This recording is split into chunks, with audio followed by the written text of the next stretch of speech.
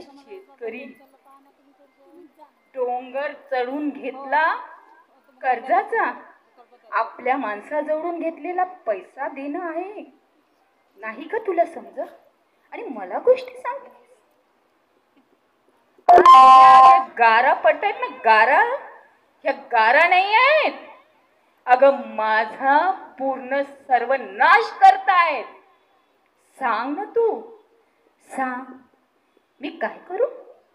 आणि तू 2 घास खा म्हणतेस. कसं खाऊ 2 घास?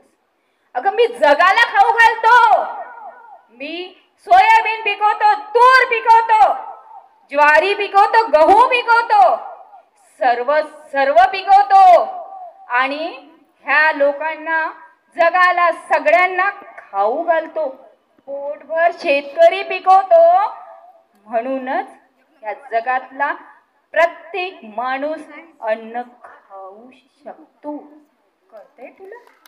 कळतंय? आणि तू गोष्टी सांगतेस मला. अगं काय, तू माझ्या सोबत जाऊन शेतातले काम करू लागतेस. माहिती आहे ग मला, माहिती आहे. आपल्या मुलांसारखं आपण त्या पिकाला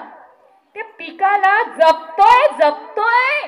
अगं समजत नाही का तुला? समजत का नाही? काय तू मला सांगतेस का? नाही समजून राहिले तुला माझ्या व्यथा? अगं आज इथे माझं जेव्हा पीक येतं ना, त्या पिकाला भाव सुद्धा मिळत नाही. मग तू सांग ना, इकडे निसर्ग म्हणतोय की तू पेरता राहा आणि उगव. कोणासाठी? आपल्या जनतेसाठी. करतो मी शेतकरी म्हणून. अरे हो, सगळं करतो मी. मला रडण्याचा सुद्धा अधिकार नाही आहे. समजतंय तुला? समजतंय? आणि तू गोष्टी सांगतेस. अगं तू माझी बायको आहे, बायको. तुला नाही का माहित की ह्या पिकासाठी कितीतरी कर्जाचे डोंगर चढून ठेवले आहेत मी. आज मी तुझ्या भावाशी नजर नाही मिळवू शकत. आणि तू मला म्हणतेस की 2 घास खाऊन घे. अगं हे 2 घास कसे पोटात जाणार सांग? आज येणारं सोयाबीन पाण्यानं गेलं